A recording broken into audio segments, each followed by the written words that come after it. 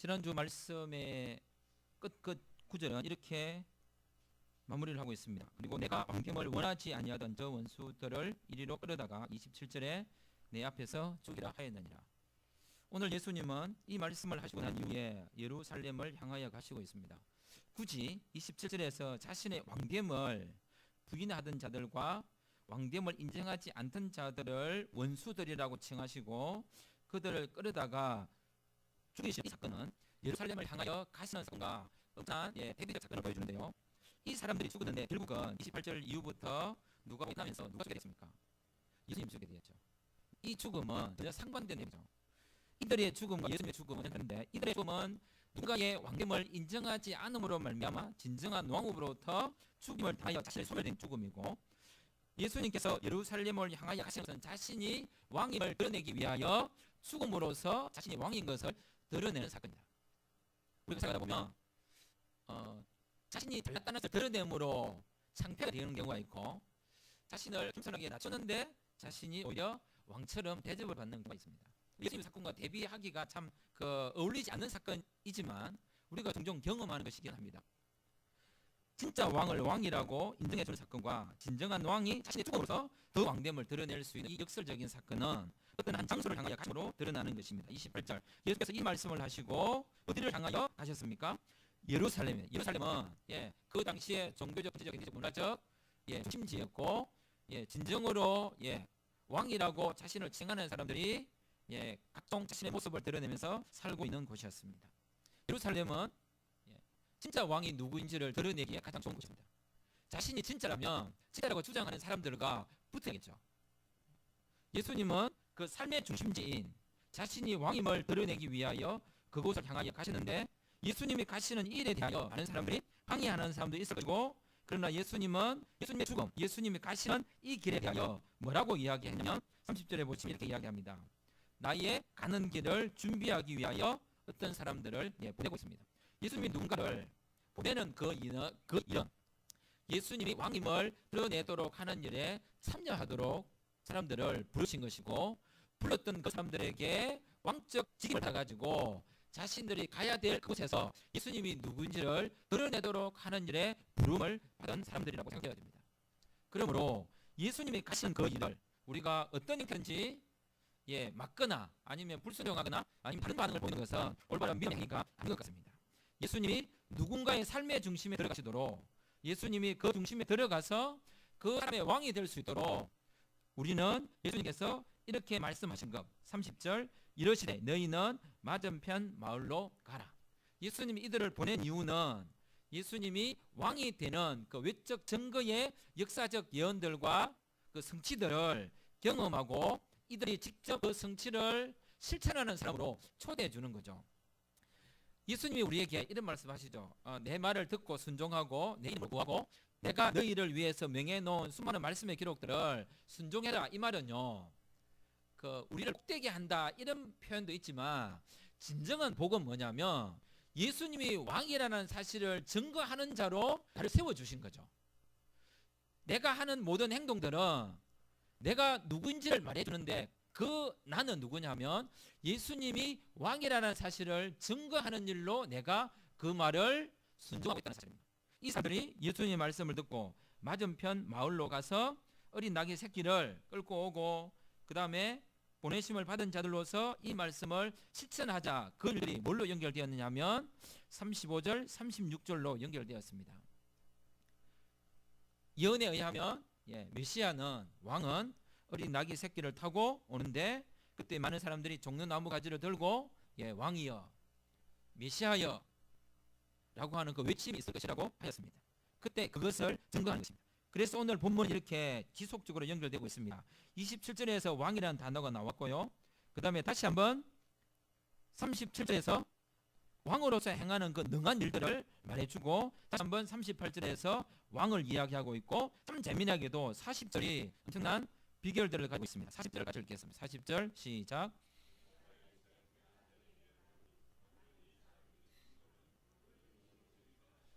분명히 이 말은 사람들로 하여금 하고 싶은 말을 하게 하고 그 정직한 고백이 외치는 것을 막지 말라는 거죠. 그 정직한 고백은 27절과 반대되는 내용이죠. 27절은 예수님이 왕되는 것을 어쩌면 예수님을 주인으로 비유를 했지만 그 주인이 왕되는 것을 예수님이 왕되는 것을 판단했던 사람들과 37절 38절에는 예수님이 왕이라고 또는 하나님이라고 칭하는 사람들이 있는데 두 가지 대비 사건 가운데서 동일하게 또 어떤 사람들이 나타나서 뭘 말하고 있습니까? 27절에서 했던 행동을 똑같이 하고 있습니다.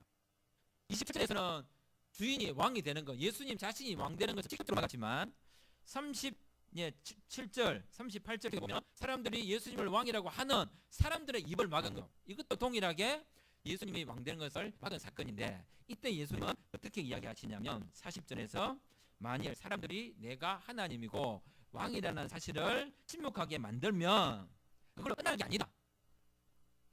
결국 사람들의 입은 막을 수 있을지 모르지만 자연히 돌들이 일어나 내가 왕이라고 소리 지를 것이다. 이게 궁극적으로 완성되어지는 하나님의 나라의 모습을 반증하는 것이라고 봅니다. 모든 만물이 인간의 제약을 말미암아 로마서에 보면 만물이 인간의 죄로 말미암아 신음한다고 했습니다.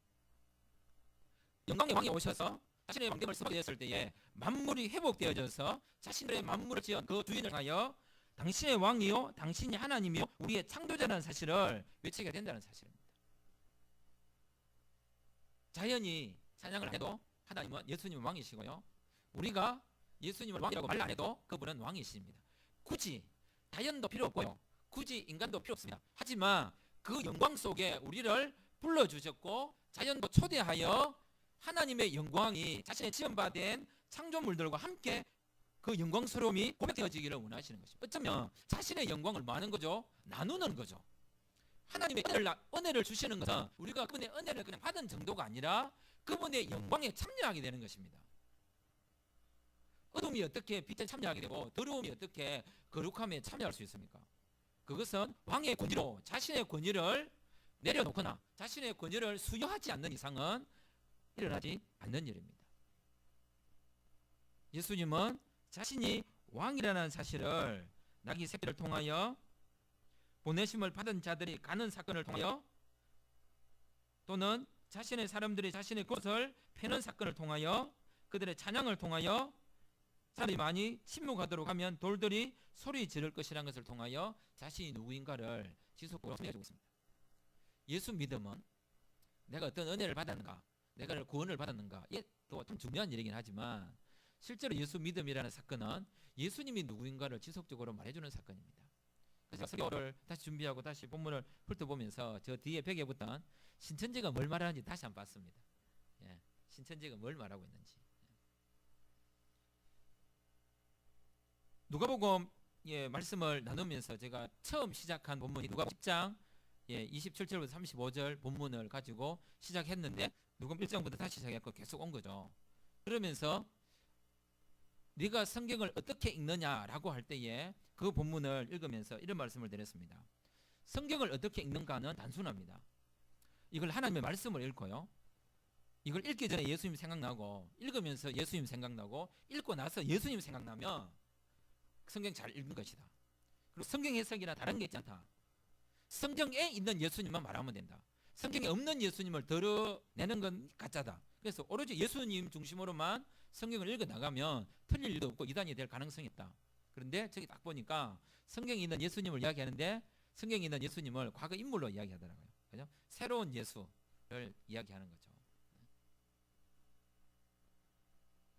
우리 자신이 예수님을 믿고 어떤 일에 참여하면서 그것으로 인하여 받는 은혜가 중요한 게 아니라 그 은혜를 주신 분이 훨씬 더 중요하게 고백되어지고 찬양되어져야만 내가 예수 믿음의 분명한 목적이 드러나는 것이라고 생각되어집니다. 그러므로 예수님께서 예루살렘을 향하여 가시는 이 사건과 관련하여서 우리는 내가 가는 것이 예수님이 가시도록 하는 거죠. 내가 가서 뭘 하는 겁니까? 내가 가서 예수님이 왕이라는 사실을 말해주는 거죠. 내가 이동해야만 예수님이 왕 되시는 것이 그곳에 이동되어서 예수님이 왕 되도록 하시는 것입니다. 예수님께서 31절과 32절 이렇게 말했습니다. 보냄받은 자들이 가서 그 말씀하신 대로 그 말을 했단 말이죠. 우리가 그분의 말씀을 듣고 그분이 왕인 줄 알고 그분의 말씀을 순종하여서 내가 이동한 그리만큼 하나님의 나라가 어쩌면 확장된다는 말이 정당한 설명인지 모르지만 그렇게 되는 거죠. 내 이동 거리가 그분의 거리를 넓혀주는 것입니다. 그것은 나로 하여금 그 이동 거리에 동참하도록 하는 것이죠. 내가 많이 걷는다고 그분의 나라가 넓어지는 것은 아니에요. 하지만 내가 걷는 만큼 그분의 나라가 넓어져 있다는 사실을 내가 앨범으로 그것을 경험하게 되는 것이고, 직접 그것을 내가 증명하게 되는 것이고, 증명된 증거자로 내가 살아가게 되는 것입니다. 그래서 예수님은 별것 아닌 이 일을 위해서도 나귀 새끼 그게 뭐겠습니까?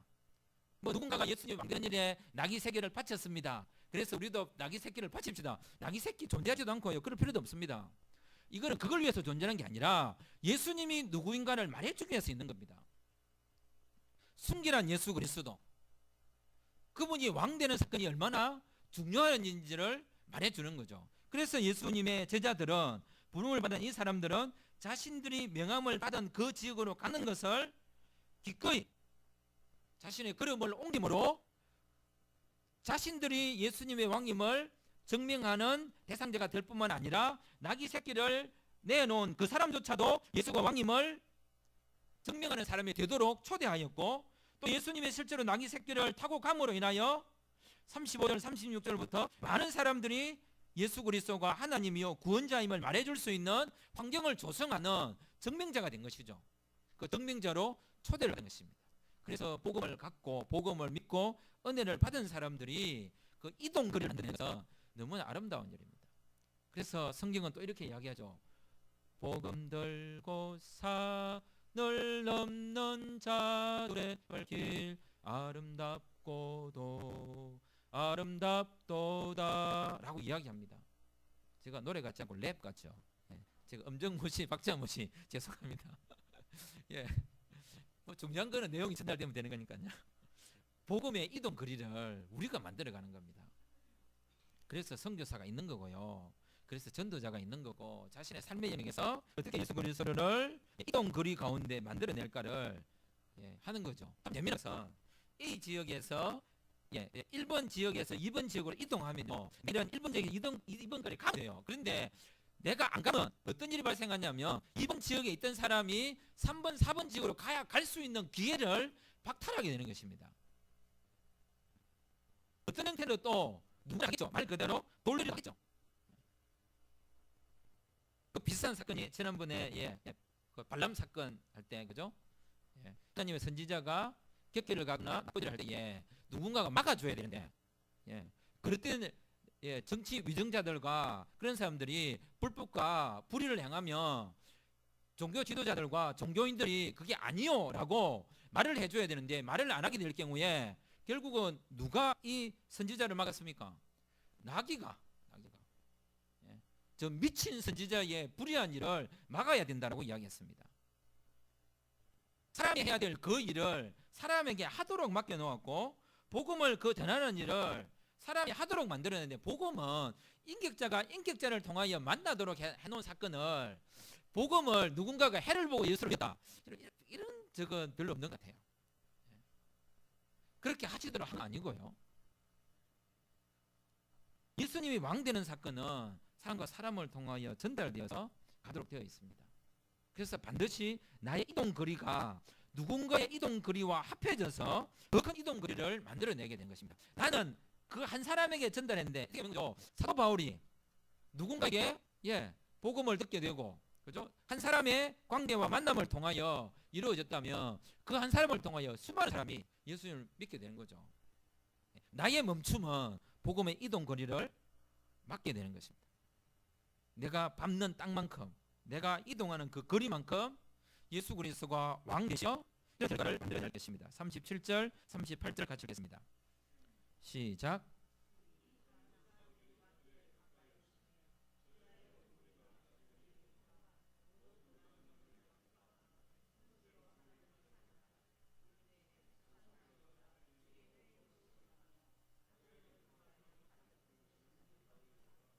그러므로 거기가 어디든, 그 사람이 누구든, 그 시간이 언제든 예수님께서 가장 중심이었던 예루살렘을 향하여 앞서 가신 것처럼 우리도 그 예수님이 앞서 가시도록 하기 위하여 누군가를 만나 그 사람의 삶의 중심에 예수님이 들어가시도록 그 자신의 삶에 무엇인가를 펼쳐놓고 예수님이 왕이라는 사실을 고백하도록 만드는 사건을 만들어내야 됩니다. 그러기 위해서 예수님께서 이렇게 말씀하신 바를 듣고 가야 됩니다. 이르시되 너희는 맞은편 마을로 가라.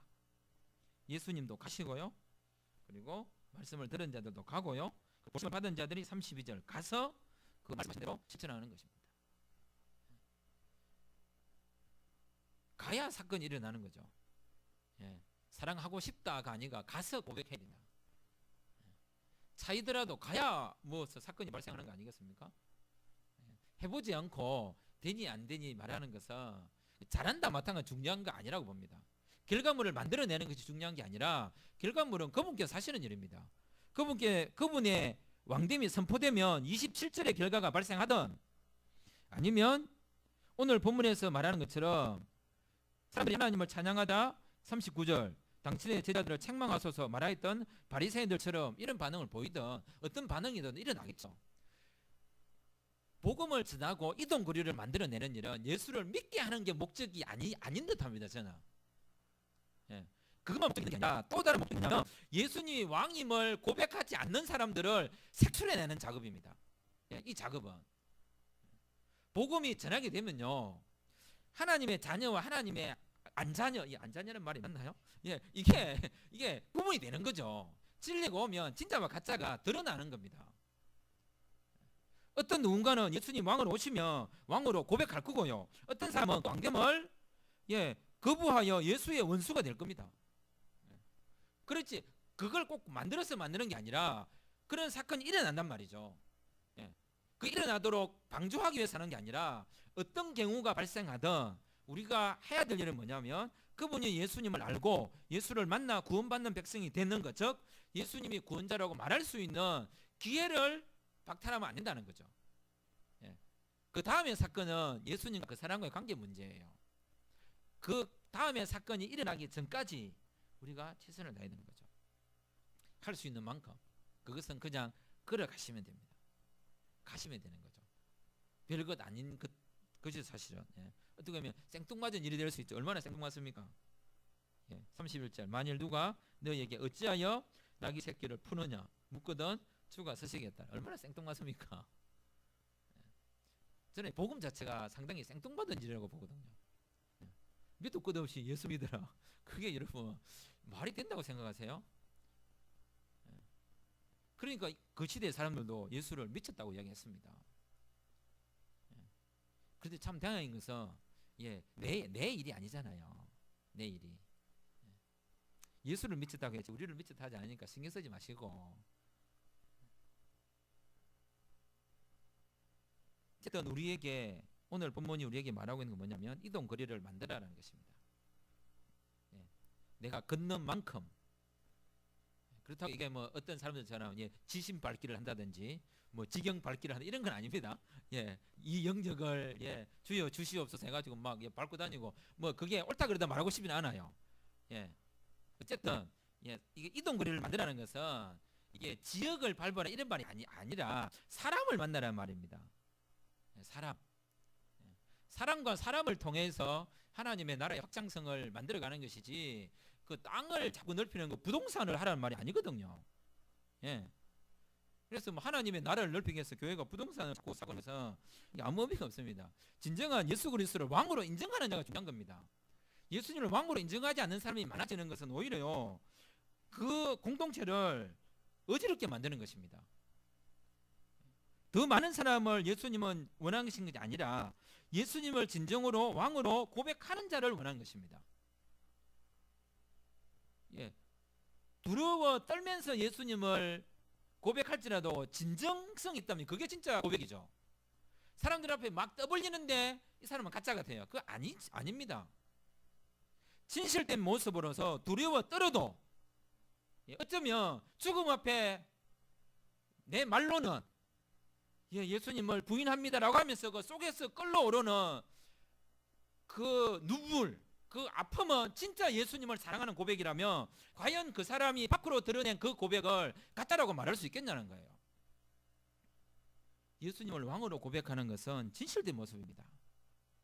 단순히 보여지는 그 행동만, 표현된 그 말만 가지고 평가할 수 있는 것은 아닙니다. 그러나 드러난 표현도 살아가는 삶조차도 진실되고 올바르고 선포되어진다면 훨씬 더 좋겠죠. 사랑하는 성도 여러분, 나의 이동거리가 예수 그리스도의 왕되심을 만들어내는 또 다른 외적 증거의 삶인 줄 알고 내가 얼마나 걸어야 될지, 그 걷는 걸음마다 누구를 동참시켜야 될지를 고백할 수 있는 귀한 시간이었으면 좋겠습니다. 기도드리겠습니다. 이 시간 함께 기도하기 원합니다. 주여, 나로 하여금 내